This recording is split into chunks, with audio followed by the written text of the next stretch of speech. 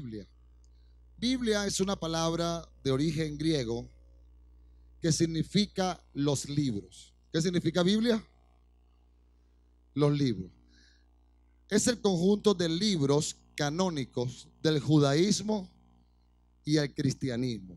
Y está formado por 66 libros que son la recopilación de pergaminos que al juntarlos todos forman la Biblia, los libros. Los primeros 39 conforman el Antiguo Testamento, que va desde el Génesis, libro primero o del principio, hasta el libro del profeta Malaquías, y narra la historia del comienzo del mundo, el nacimiento y desarrollo del pueblo de Dios, su historia, poesía y profecía, hasta 400 años antes de la venida del Mesías. Los siguientes 27 libros, para completar los 66, van desde el libro del Evangelio de Mateo, que narra el nacimiento, vida, muerte y resurrección de Jesús, el Mesías, hasta el libro de Apocalipsis, que significa revelación. ¿Qué significa Apocalipsis? No significa destrucción, significa revelación, ¿ok? El cual narra las visiones dadas al último de los apóstoles, el apóstol Juan, durante su destierro en una pequeña isla griega llamada Patmos. Estas visiones fueron sobre los acontecimientos del final de los tiempos y el establecimiento definitivo del reino de Dios en la tierra. El último apóstol que murió fue el apóstol Juan. Y este apóstol fue desterrado en una isla griega llamada Patmos. En esa isla llamada Patmos, él recibió toda la revelación del Apocalipsis. Toda la revelación. Y aunque no es el tema, para que usted entienda un poco la parte profética, en el primer mundo o el tercer mundo, cuando se veían visiones del primer mundo, cómo se podían explicar cosas que todavía no existían. Por eso él veía unos aviones volando y decía, vi un poco de langostas volando. Por eso ve una bomba atómica, dice, el cielo se enrolló como un pergamino. Porque tenían que explicar fenómenos del tercer mundo que ocurrían en el primer mundo y todavía no existían. Imagínese usted un Juan viendo tanques de guerra, ametralladoras, cañones, F-16, bomba atómica. Él tenía que explicarlos según los fenómenos que él conocía y escribirlos allí. Por eso es que muchas de las palabras del Apocalipsis son alegóricas, son simbólicas, porque están explicando fenómenos adelantados en el tiempo en una realidad que todavía no era real en el momento. ¿Cuánto están entendiendo? Ok. Ahora, esto es introducción, hijo, a la Biblia. Todo creyente que cree en Cristo tiene que manejar inicialmente estas verdades. Porque la Biblia la aceptamos como nuestra regla de fe y conducta. Y si la aceptamos así, tenemos que saber por lo menos qué tiene, qué contiene, cómo se clasifica. Y esto es el A, no es el ABC, es el A del Evangelio. Saber esto, es el A. Todo creyente tiene que saber esto. Ok, vamos a ir un poco más profundo. ¿Cómo se clasifican la Biblia en sus 66 libros? Vamos con el Antiguo Testamento. Vamos un poquito más en detalle.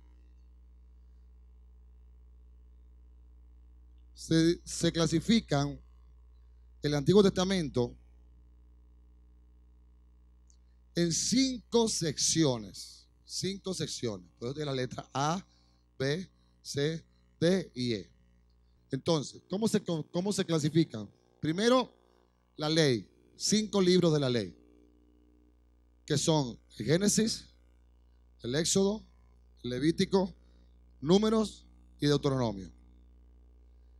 Estos 5 libros de la ley tienen un nombre para los judíos. ¿Quién me lo dice?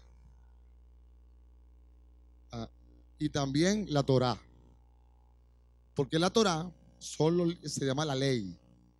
Los libros de la ley. Cuando usted oiga en la Torá, los judíos la Torá. Porque la Torá son los primeros 5 libros de la Biblia. O el Pentateuco escrito por Moisés. Entonces estos 5 libros, la Torá, son los libros de la ley. Pero también el Antiguo Testamento tiene historia de la ley. Son lo que se llaman los libros históricos. Libros históricos. Que son Josué, Jueces, Ruth, Primera y Segunda de Samuel, Primera y Segunda de Reyes, Primera y Segunda de Crónicas, Esdras, Nehemías y Esther. ¿Qué libros son esos? Los libros históricos. Si yo te pregunto en un examen, ¿qué tipo de libro en la Biblia es Esther? Histórico.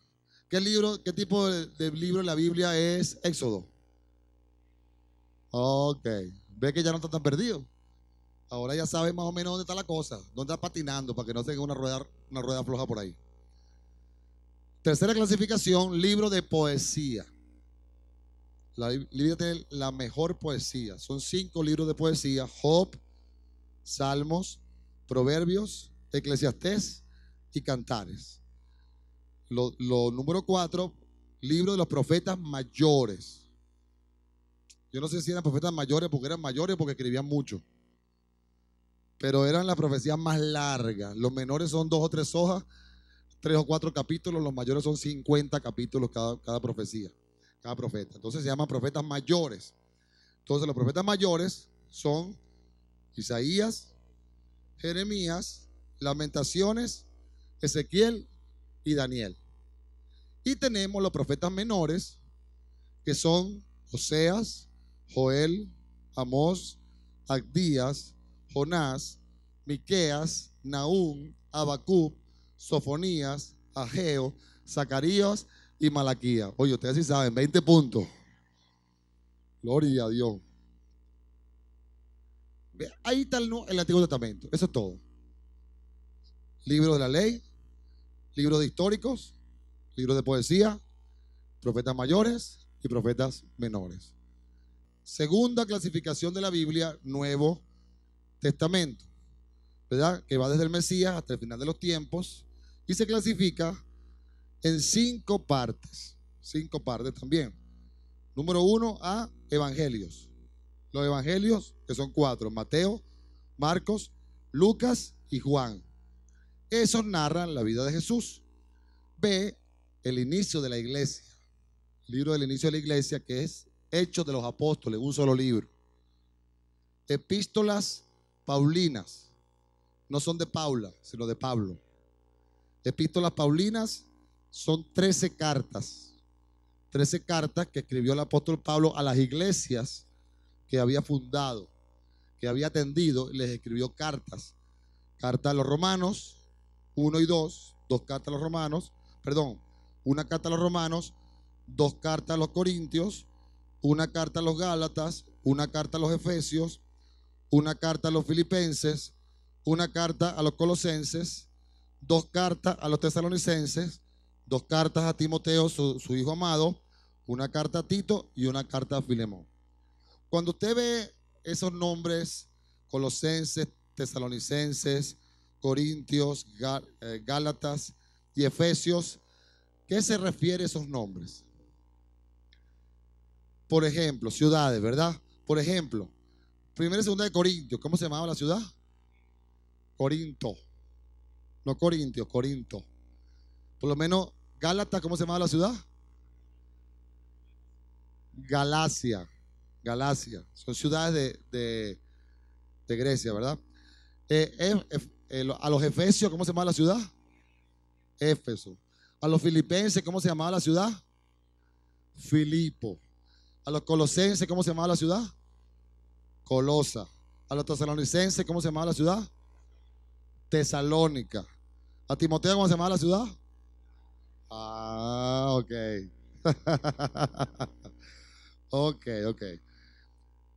Las epístolas generales son generales porque no se conoce a ciencia cierta el autor, ¿verdad? Son Hebreos, Santiago, 1 y 2, primera y segunda de Pedro,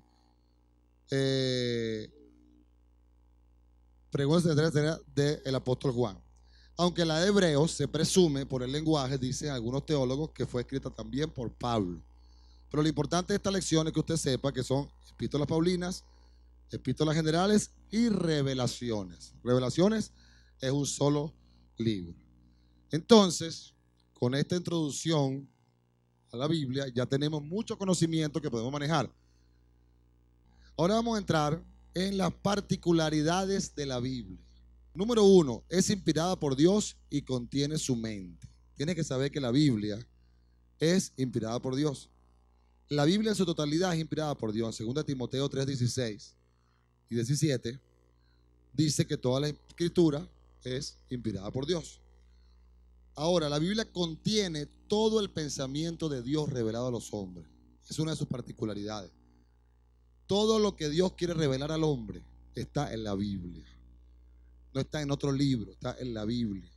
Todo el pensamiento de Dios revelado a los hombres. Es el alimento espiritual para fortalecer el espíritu y el alma. Y contiene todo su consejo para tener una vida próspera y bendecida en todos los aspectos de la vida. Entonces, primera particularidad, es inspirada por Dios y contiene su mente. Segunda particularidad, es autónoma en sí misma. No necesita ser explicada ni complementada por otro libro. La Biblia solita ella es suficiente. Si alguien no tiene más ningún libro y más nada, tiene la Biblia, es suficiente. Solamente que tenemos ayudas que nos ayudan, pero no son necesarias ni obligatorias, porque la Biblia es autónoma ella en sí misma. Tercera particularidad, tiene un perfecto hilo histórico y de pensamiento. Vamos a ver aquí, que quiero que se aprenda muy bien lo que voy a decir aquí. La Biblia fue escrita por más de 40 autores en un periodo de más de 1500 años, y uno de sus principales milagros es su perfecta concatenación profética y de ideas. ¿Cuánto tiempo tenemos descubierto América? 513 años. Imagínense por un momento cuando llegó Colón lo que encontró aquí. Ahora imagínense 1500 años. Si en 500 años ha pasado todo lo que ha pasado, imagínense 1500 años. 1500 años estamos hablando de unas 3 o 4, de unas 30 generaciones, ¿verdad? Si cada generación dura 40 años aproximadamente, 1500 años son como 30 generaciones de distancia.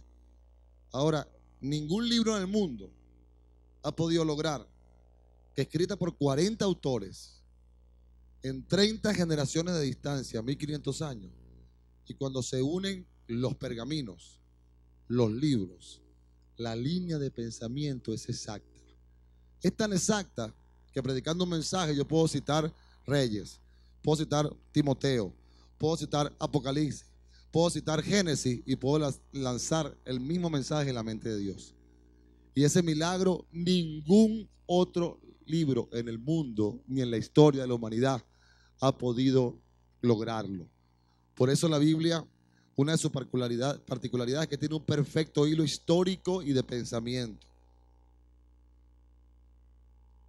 A pesar de haber sido escrita por tantos hombres diferentes y en periodos de tiempo tan extensos, al unir sus libros se evidencia la autoría de Dios.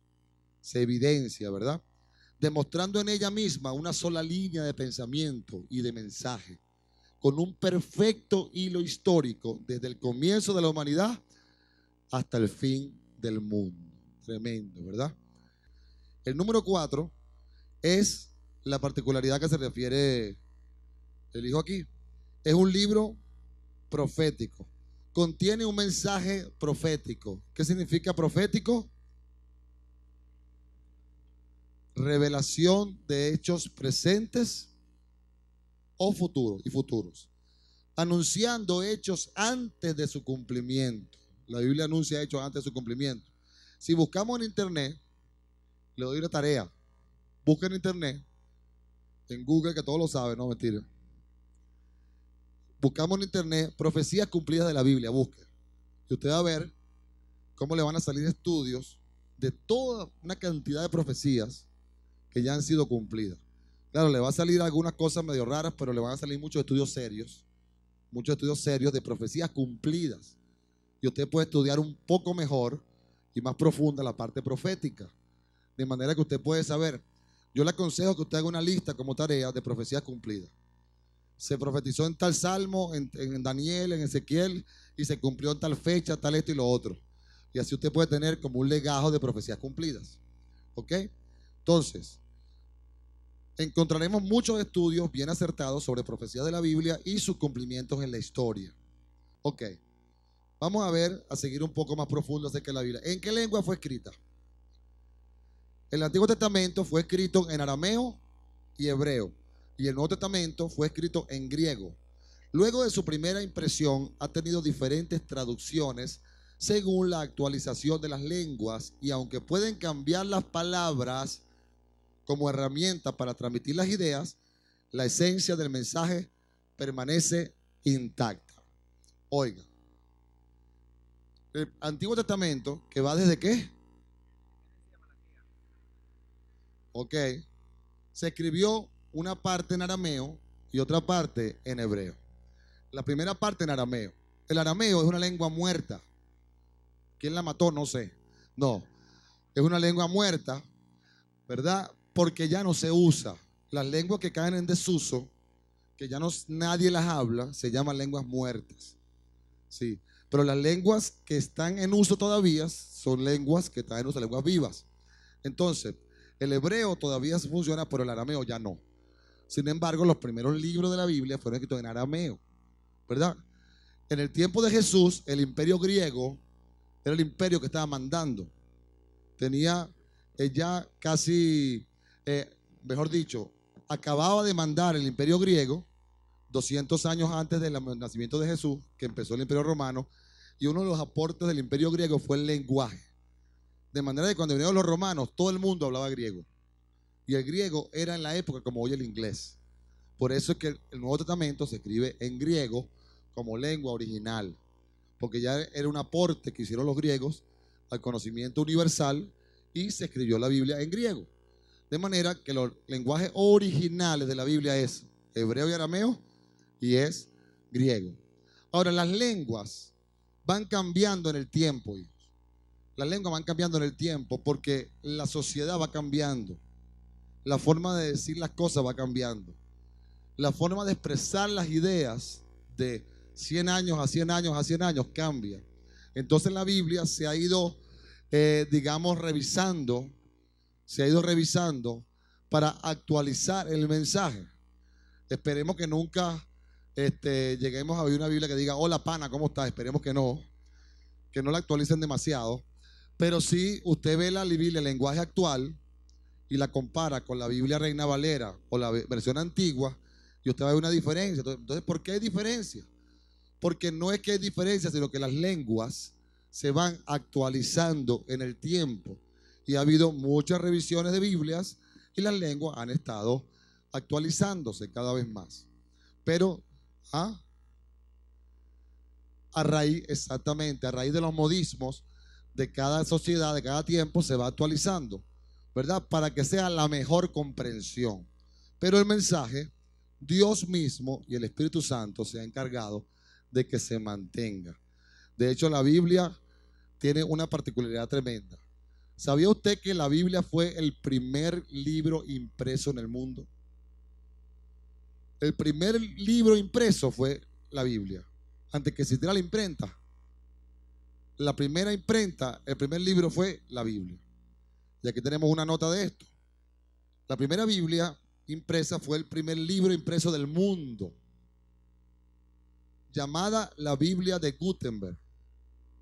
Gutenberg fue un hombre que nació en Maguncia, Alemania, y en el año 1454 él imprimió la primera Biblia. Y es una Biblia que es clásica, porque eran unas impresiones con una dedicación, con dibujos, con ciertas, le decían la Biblia de las 44 líneas. Y esa Biblia fue un clásico en el mundo, fue el primer libro impreso. Y la Biblia, óigame bien, abrió el paso a la tecnología y abrió el paso a la era industrial. La Biblia abrió el paso a la iluminación del mundo. La Biblia abrió el paso a la apertura de las ciencias, porque fue el primer libro escrito impreso. Y la Biblia marcó el final del periodo del oscurantismo en el mundo y abrió un nuevo compás. Por eso Dios se ha ocupado de los detalles de la palabra de Dios a través del tiempo. Dice aquí, leo la nota, la primera Biblia impresa fue el primer libro impreso del mundo, llamada la Biblia de Gutenberg, impresa por Johannes Gutenberg en la ciudad de Maguncia, Alemania, en el año 1454. Fue la primera traducción al latín de la Biblia. Ok, yo quiero decirle a ustedes la diferencia entre una versión y una revisión. La diferencia entre una versión y una revisión. La gran comisión para la iglesia en Marcos 16:15 fue: id por todo el mundo y predicar el evangelio a toda criatura. Se hizo pues imprescindible para la obra de expansión del evangelio la necesidad de traducir las escrituras a otros idiomas. ¿Cómo podía predicarse el evangelio a toda criatura si no se traducía la palabra de Dios, el evangelio, a todos los idiomas? ¿Verdad? El trabajo de volcar la Biblia a una nueva lengua, traduciendo de los originales, se le denomina versión. Versión en español, versión en pemón, versión en inglés, versión en castellano, versión en chino. Eso se llama versión. El trabajo de volcar la Biblia de su lenguaje original a cualquier otra lengua se denomina versión. Ahora, revisión es diferente. Revisión es diferente. Es un examen realizado sobre una Biblia ya traducida en un determinado idioma que tiene la intención de actualizar aquellas palabras y giros gramaticales del lenguaje con el transcurso del tiempo, se fueron modificando y se hacen de manera que no se modifique el sentido original, de manera que las palabras nuevas usadas en una versión fiel no alteran el sentido original, sino que lo preserva. En pocas palabras, agarraron la Biblia, por lo menos la Reina Valera, tiene versión de 60 y versión del 95. A veces usted ve la pantalla que no concuerda mucho con la Biblia que usted tiene, porque es otra versión. Pero sin embargo, aunque lo dice de diferente manera, dice lo mismo. Solamente que busca actualizar la palabra. Yo particularmente, será por la costumbre, me quedo con la del 60. ¿Verdad? La mayoría nos gusta más las del 60. Puede ser por costumbre, pero son versiones que lo que buscaron fue actualizar el lenguaje. Se llama, entonces, ¿qué diferencia hay entre versión y revisión?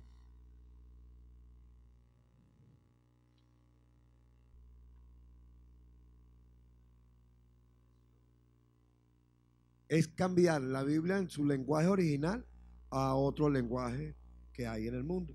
Y la revisión es cuando se cambia se chequea la Biblia, una que ya esté implantada, se chequea para que no haya cambio en su contexto, en su contenido, pues. Las personas que se dedican a hacer las revisiones son eruditos gramaticales que estudian con exactitud el lenguaje y cuando actualizan las palabras se aseguran de no cambiarle el lenguaje, ¿verdad? De todas maneras, este tema es muy, pero muy profundo y muy histórico, pero por ahora, con saber esto de la versión, de la revisión, de la lengua, es suficiente, porque tendríamos que explicarle la Biblia del oso, la Vulgata, tendríamos que explicarle toda la secuencia, los escribientes, cómo escribían, etcétera, etcétera. Y eso realmente para este curso no es. Ok. Hay algo que sí es importante saber. Los libros apócrifos. ¿Alguien había oído ese nombre alguna vez? Ok. Los libros apócrifos. Los libros apócrifos son la gran diferencia entre la Biblia católica y la evangélica, o la Biblia católica y la Biblia protestante, mejor dicho, porque son 7 libros que no son aceptados como libros canónicos inspirados por Dios, no son aceptados. Sin embargo, la Iglesia Católica los metió como parte de la Biblia, pero se llaman apócrifos, ocultos, porque no son aceptados por la iglesia cristiana.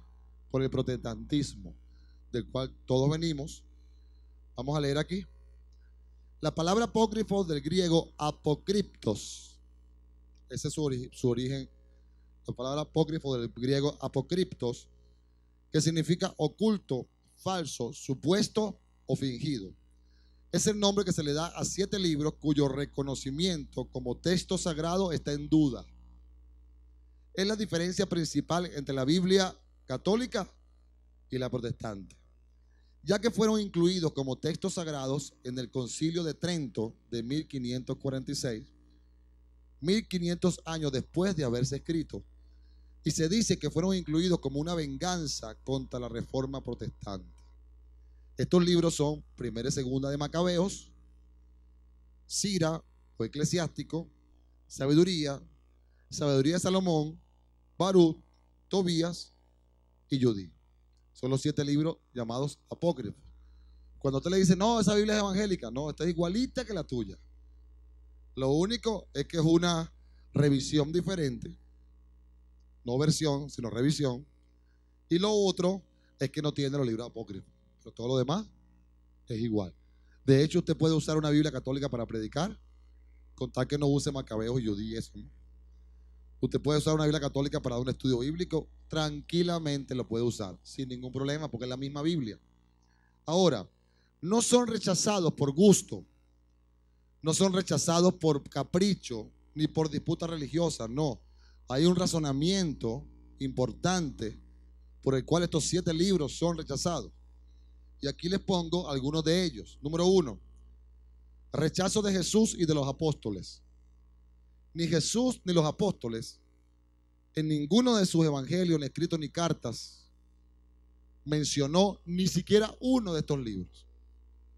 ¿Sabe que siempre dice cómo fue escrito por el libro de Isaías, cómo fue profetizado por el profeta tal, cómo fue dicho por Ezequiel, cómo fue dicho por tal? Pero en ninguna de la palabra de Dios hace ni una vez una mención ratificando a los libros apócrifos. De manera que esta es una de las razones por las cuales no existe ninguna mención explícita de estos libros hecha por Jesús o por los apóstoles.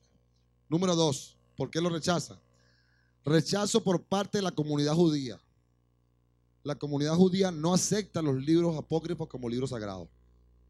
Y nosotros somos el Israel espiritual. Y la historia del pueblo de Dios de la Biblia, y si la comunidad judía no los acepta, imagínense. Entonces, la comunidad judía no los acepta. La comunidad judía rechaza los apócrifos como parte de la revelación inspirada. Entre otras cosas, porque considera que mire esto, ¿por qué lo rechaza? Oiga, considera que los dones proféticos habían cesado en Israel antes que los apócrifos fueran escritos. El último profeta fue Malaquías. Entre Malaquías y Juan el Bautista pasaron 400 años de historia. Y los apócrifos fueron escritos en esos 400 años. De manera que la comunidad judía considera que en el momento de escribirse los libros apócrifos, ya los dones proféticos para poder ser inspirados por Dios para la palabra habían cesado. Porque el último profeta había sido Malaquías reconocido, y el siguiente profeta en la historia, en el hueco de 400 años, fue Juan el Bautista. ¿Ok? Interesante, ¿verdad? Ok, número 3. Los católicos no siempre aceptaron los apócrifos. ¡Tatán! Este otro detallito. Fueron aceptados en 1446 en el Concilio de Trento. O sea que ahí se ve claramente que en ese momento fue que consideraron meterlos allí, precisamente años después de la Reforma Protestante y de que Lutero hizo la primera Biblia en alemán. Número 4, muchos padres de la iglesia los rechazaron. Esto es un dato histórico, dice aquí, como por ejemplo Jerónimo, el gran erudito y traductor de la Vulgata latina. Asimismo otros como Orígenes, Cirilo de Jerusalén y Atanasio los rechazaron, ¿verdad? Muchos padres de la iglesia los rechazaron. Número 5, los apócrifos tienen falsas enseñanzas. Por lo menos en Tobías 6:5 dice la orden de utilizar magia. Entonces, da la orden de utilizar magia. Entonces eso no tiene nada que ver con la línea de enseñanza del pensamiento de Dios. ¿Usted ve la diferencia? Ahí vemos cómo la Biblia tiene un orden perfecto de pensamiento, porque si se escribe otra cosa rara, que no tenga que ver con todos los demás 66 libros, ¿cómo va a ser aceptado? ¿Verdad? El perdón de pecados, el perdón de pecados por el solo hecho de dar limosna. También lo dice en otro de los libros, perdonar pecados por dar limosna. Y en otro dice ofrecer dinero por los pecados de los muertos. Entonces vemos que ese tipo de enseñanzas no son aceptadas y no tienen nada que ver. Entonces esto le va a dar a usted un aval para poder sentarse con cualquier persona, que no haya un espíritu de contienda, sino una discusión genuina, para darle argumentos de por qué los libros apócrifos. Y la persona se le va a quedar la quijada como condorito. Porque usted ahora sabe por qué son las cosas y puede defender su fe. Amén. Okay. Y lo otro, número 6, que no son proféticos. No existe en ellos ninguna confirmación sobrenatural de las obras de los escritores apócrifos. No existe profecía alguna dada por el Señor. No existe ninguna verdad mesiánica revelada. No existe ninguna verdad mesiánica revelada. O sea que, ¿saben que todos los libros se profetizan cosas, se establecen cosas, se hablan cosas sobrenaturales? En los apócrifos no hay nada de esto. Sencillamente fueron escritos de autores que se consideraban gente espiritual, pero no se consideran inspirados por el Espíritu Santo. Ok, ayudas prácticas para estudiar la Biblia. Aunque la Biblia es autónoma en sí misma, cada estudiante de la Biblia puede tener algunas herramientas que le van a ayudar mucho a entender algunos conceptos históricos, costumbres de la época, terminología, lenguaje, pesas y medidas, ubicación geográfica, ubicación de versículos por tema, etcétera. ¿Verdad? Son ayudas que se han creado para ayudarnos a estudiar la Biblia, y cada estudiante de la palabra de Dios debe tener estas ayudas. Yo traje todos estos libros que ustedes ven aquí, que son libros que yo he usado en el pasado. Ya no los uso porque uso esto. Y todos esos libros están metidos aquí. Pero igualmente, ¿verdad? Porque es la tecnología, ¿verdad? La informática, etcétera, etcétera. Pero es lo mismo. Exactamente lo mismo.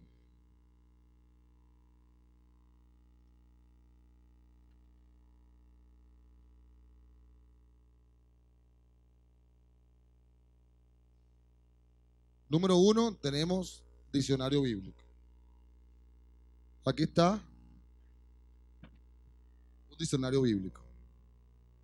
Usted debe tener un diccionario bíblico, debe tenerlo. Porque un diccionario bíblico, ¿te acuerdas, Héctor, del diccionario bíblico? Yo creo que te lo tengo de esa época. Sí. ¿Por qué? ¿Le diste alguna marquita de esa época? Ok. Este diccionario bíblico es muy importante porque te ayuda a reconocer sitios históricos, geográficos, ciertos términos. ¿Qué quería decir esto en la historia? Porque hay veces, por ejemplo, más rápido entra un camello por el ojo de una aguja que un rico en el reino de los cielos. Si usted no sabe usar esto, usted dice, Señor, pues es imposible que un camello se meta por una agujita de que eso, ¿quién se mete por ahí? Pero resulta que no es esa aguja. Aguja se llamaba a unas brechas que había en el muro de las ciudades, por el cual cabía una persona solamente. Y un camello era difícil que cupiera por allí. Entonces, cuando venían los mercaderes de noche, que ya estaban cerradas las puertas de la ciudad, tenían que meterse por la aguja. Entonces se metían por la aguja, pero para meter un camello había que echarle. Para meter un camello había que darle duro. Y había que agarrar como 5 tipos de camello para tratar de meterlo. Entonces dijo Jesús, más fácil entra un rico en el reino de los cielos, un camello en el ojo de una aguja que un rico en el reino de los cielos. Quiere decir esto, que no es imposible no es imposible que un rico entre, pero tiene que humillarse y tiene que darle duro para entrar por el ojo de la aguja. ¿Ves la diferencia? Ahora, si no sabes estas cosas, y así miles de cosas, y por eso han salido tantos errores doctrinales, tantos errores de conocimiento, porque la gente no maneja los términos históricos. Y los términos históricos de la época las costumbres, por lo menos el manto. Como usted ve los mantos cuando no, y el ciego se quitó el manto, Bartimeo, y soltó el manto. Usted no sabe, usted dice, bueno, soltó el manto, pero usted no sabe lo que significa un manto. Y usted no sabe que los mantos tenían ciertos fleques exactos, y esos fleques tenían un significado en la oración de los judíos. Y cuando ese manto se ponía, antes de orar, ellos ponían el manto en el piso, tenían que orar encima del manto. Entonces son cosas que cada quien, a través de las ayudas bíblicas, va descubriendo, ¿verdad? Entonces, primera ayuda bíblica, un diccionario. Ok. Segunda, ¿cuál dice ahí? Esto es vital para usted. Esto es una concordancia bíblica, ¿verdad? Todas las Biblias, la mayoría, tienen al final una concordancia pequeña, ¿no así? Esto es porque quiere estudiar de verdad. El que quiere medio estudiar se conforma con la de la Biblia. La diferencia es que por lo menos una palabra en la concordancia de la Biblia puede tener 20 referencias, pero aquí tiene como 100 referencias, porque es más extenso, ¿verdad? Entonces, concordancia bíblica es buscar por temas. Por ejemplo, yo busco la palabra piedra. Yo quiero saber qué dice la Biblia de piedra. Busco aquí en la concordancia la piedra. Y me va a salir todos los textos donde sale la palabra piedra. Yo busco la palabra ángel en la concordancia. Y me va a salir todos los textos donde sale la palabra ángel. Entonces, si tú quieres hacer un estudio bíblico y hacer comparaciones, yo uso la concordancia todos los días. La uso en cada mensaje, permanentemente. Es mi herramienta principal de estudiar la Biblia, porque me ayuda a poder ver en qué partes de la palabra de Dios está y poder comparar y poder estudiar a profundidad. De manera que la concordancia bíblica tiene que ser parte de ti. Por eso es tan importante que las Biblias las tienen incorporadas. Busque su Biblia y si tiene concordancia al final. Alguien dijo, ¿con qué se come eso?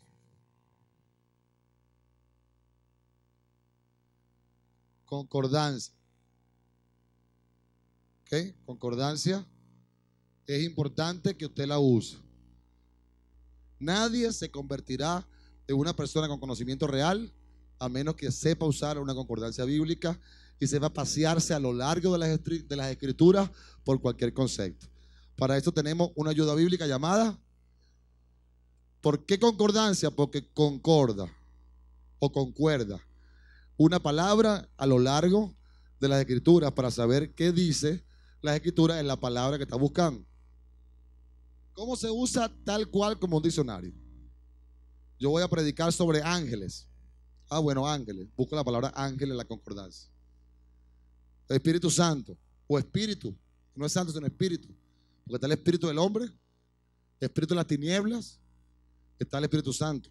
Entonces busco la concordancia y entonces ya me convierto en una persona bíblica, ¿okay? Que sabe manejar la Biblia. ¿Otra ayuda?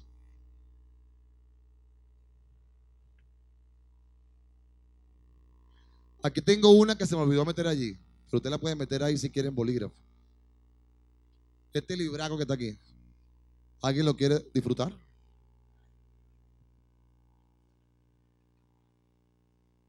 Comentario bíblico. Comentario bíblico es muy importante porque el comentario bíblico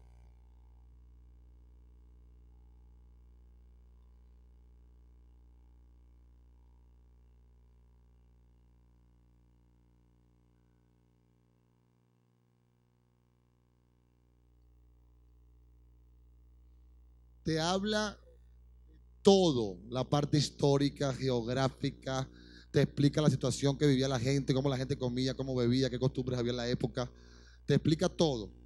Por lo menos aquí tenemos, por lo menos Isaías 28 del 1 al 29, que me habla de un desafío a los escarnecedores.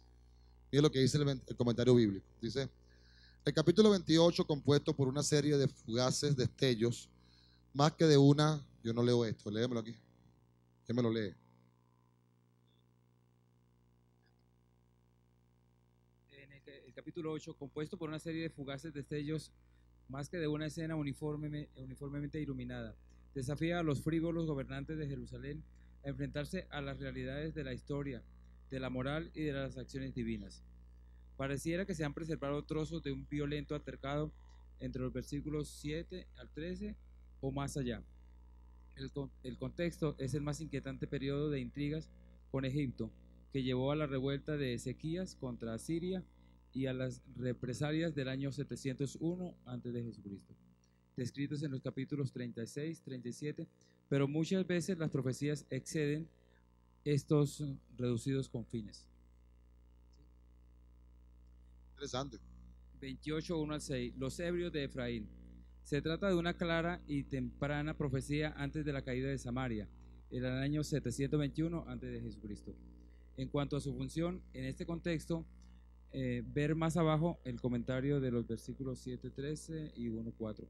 Capta la hermosura exterior de esa opulenta ciudad edificada en un cerro, pero la ve como una guirnalda adornando las sienes de un borracho.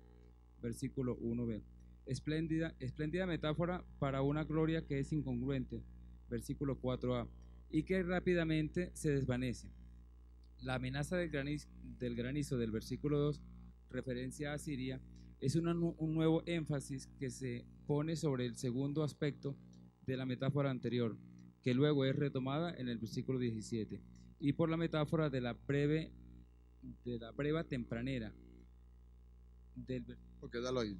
Hasta ahí te chocaron los cables, pero lee muy bien, hijo, te felicito. Usted está leyendo una parte de la Biblia y habla de Efraín, del granizo, de la cosa, de la Siria, y usted dice, ¿qué es esto? Entonces usted acude al comentario bíblico y al Espíritu Santo. Espíritu Santo, revélame, comentario, ayúdame. Y entonces usted agarra el comentario, busca esa parte en el comentario y ver qué dice el comentario acerca de esa sección. Usted se va a enriquecer. Y cada vez que usted lea la Biblia esa parte, usted va a recordar, ahí quería decir esto, se hacía esto. No es que el comentario sea la Biblia, pero el comentario te va a ayudar muchísimo, ¿verdad? Entonces ponga allí, ayuda, comentario de la Biblia. ¿Otra? ¿Cuál es? Ok. Los mapas y tablas de la Biblia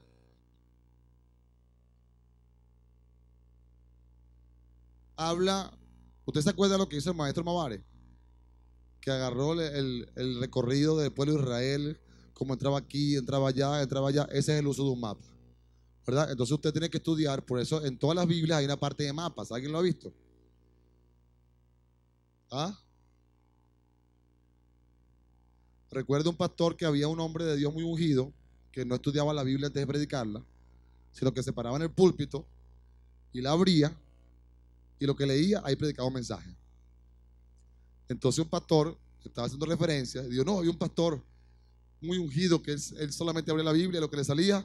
Entonces dijo, yo voy a ver qué me sale a mí. Y cuando abrió, le salió los mapas. Le salió los mapas. Bueno, no podía predicar nada, le salió los mapas. Entonces los mapas en la Biblia, ¿verdad? Están allí para que usted pueda ubicarse en el contexto. Los viajes misioneros, el recorrido desde, ¿cómo se llama la tierra donde salió Abraham? ¿Quién se acuerda? Ur de los Caldeos hasta Canaán, que tuvo que recorrer el pueblo de Israel, dónde está el mar muerto, dónde fue que se dividió el mar. Usted ve el mapa, usted se ubica, ve el comentario bíblico, ve la concordancia. Oye, y usted empieza a ser una persona con conocimiento de la palabra de Dios y usted puede explicarlo donde sea y nadie le va a meter gato por liebre. Y finalmente, tenemos una tremenda ayuda que nadie conoce. ¿Qué dice ahí? No, diccionario interlineal no está ahí. Antiguo y Nuevo Testamento interlineal. Esto es súper interesante.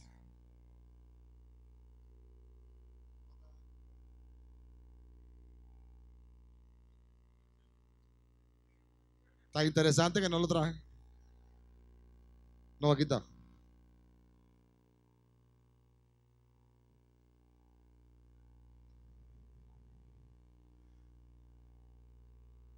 Esto es interlineal porque este es el original griego, exactamente como fue escrito, y la traducción exacta al español. ¿Entiende? Entonces, cuando usted quiere comparar, si una de las versiones, sea la Reina Valera, sea la 95, sea la Dios habla hoy, sea cualquiera de ellas, está más o menos ahí con el original, usted se va al original y usted allí sabe exactamente palabra por palabra cuál fue la traducción del original.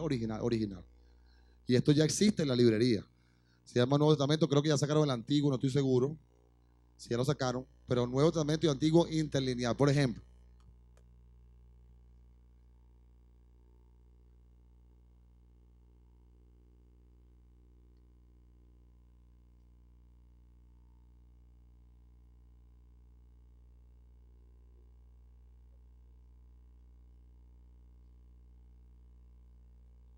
ese 4:13, aquí dice,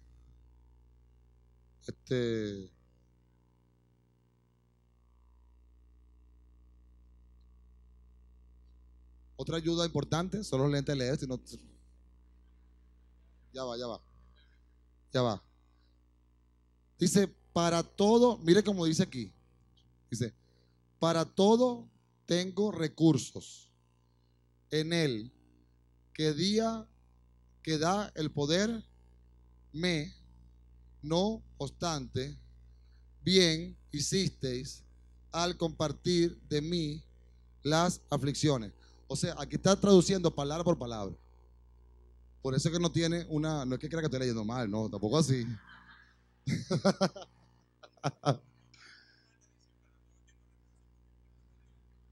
Ok, léelo tú a ver. Tú tienes lente, léelo tú. Porque sí es medio diferente, ¿no?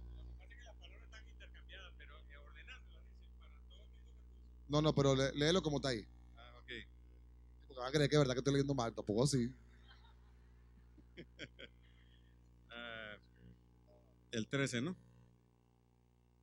Para todo tengo recursos en Él, que da el poder, o sea, que me da el poder. No, dilo como dice ahí. Para todo tengo recursos en Él, que da el poder. No, ese es el otro verso. Para que ellos vean el ejemplo, para que ellos vean así.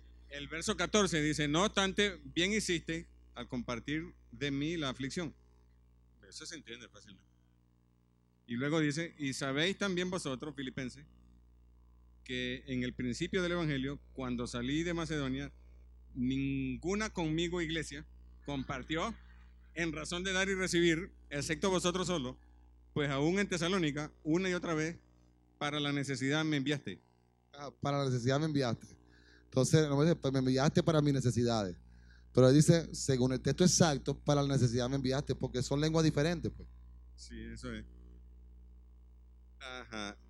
No que busque la dádiva, sino que busco el fruto que crezca para la cuenta de vosotros. Pero tengo el monto de todo y total y abundo. He sido llenado al recibir de manos de Epafrodito lo que de parte de vosotros, olor de fragancia, sacrificio aceptable, agradable a Dios. Y el Dios de mí llenará toda necesidad. El Dios de mí. Dice el Dios de mí. Llenará toda necesidad de vosotros conforme a la riqueza de Él en gloria en Cristo Jesús. Y al Dios y Padre de nosotros, la gloria por todos los siglos de los siglos. Amén. Qué bonito.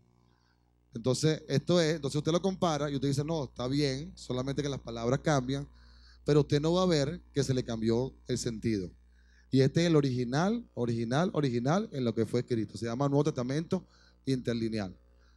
Pásenlo allí para que todos lo vean un poquito, para que vean la letra griega que nunca la ha visto en su vida a lo mejor. Ok, entonces aquí tenemos diccionario bíblico, concordancias bíblicas, mapas y tablas de conversiones. ¿Por qué mapas y tablas de conversiones? Cuadrante, dracma, talento, estadio, codo, mano, dedo, no. Entonces, una serie de cosas. Entonces, hay una tabla de peso y medida que te dice cuánto mide un codo. Por lo menos cuando yo hice el estudio de la Nueva Jerusalén, el estudio me daba en kilómetros ¿cuánto era? 2 Venezuelas y media. Me daba 2 Venezuelas y media, más o menos, de largo, 2 Venezuelas y media de ancho. O sea, eran como 24.000, ¿cómo era? 2.600 kilómetros de largo, 2.600 kilómetros de ancho y 2.600. Y empecé a traspasar todas las medidas que decía Apocalipsis a las pesos y medidas. Y empecé a ver, a visionar cuánto mide la ciudad santa. ¿Usted quiere ver cuánto mide el arca de Noé? Usted hace una conversión por la tabla de peso y medida. Y entonces usted sabe cuánto mide todo eso. ¿Cuánto es un estadio? Hay uno que dice a tiro de piedra. Dígame eso, ¿cuánto es un tiro de piedra? No, estaba como, el ángel lo vi como a tiro de piedra. Entonces usted tiene que buscar la tabla de peso y medida, ver cuánto es tiro de piedra. Sí. Entonces ahí usted va viendo todas estas cosas que le van haciendo completo en el estudio de la palabra de Dios. ¿Ok?